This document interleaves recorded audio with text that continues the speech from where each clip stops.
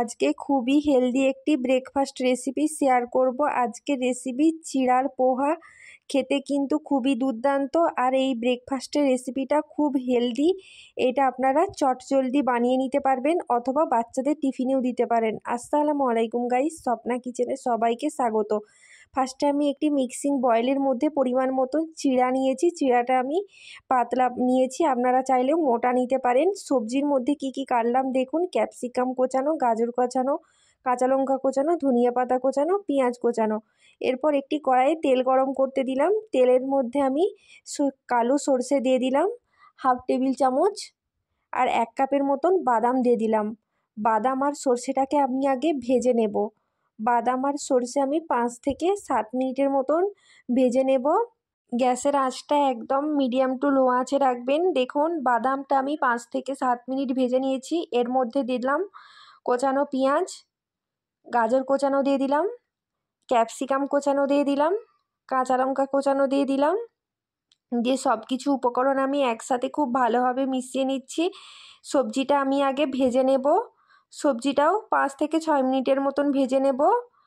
দেখুন সবজিটা আমি 5 থেকে 6 মিনিটের মতন ভেজে নিয়েছি।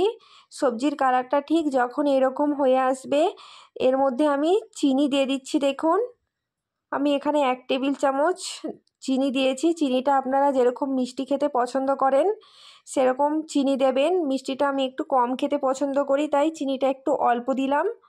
1/2 টেবিল চামচ লবণ দিলাম, 1/2 টেবিল চামচ হলুদ গুঁড়ো দিলাম, 1/2 টেবিল চামচ লঙ্কা গুঁড়ো দিলাম।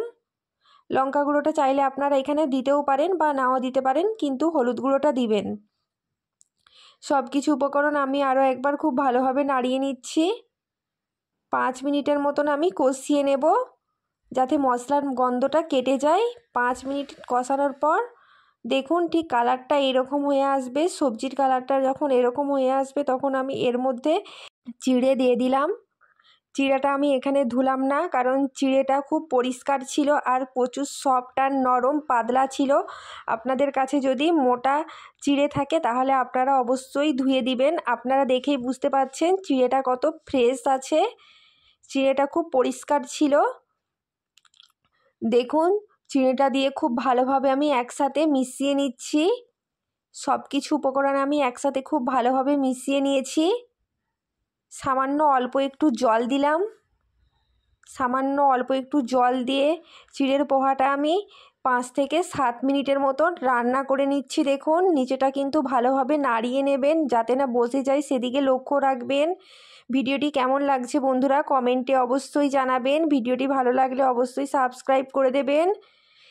এবার চিড়ের মধ্যে আমি ধনিয়া পাতা কোচানো দিয়ে দিলাম। ধনিয়া পাতা কোচানো দিয়ে খুব ভালোভাবে নাড়িয়ে নিলাম।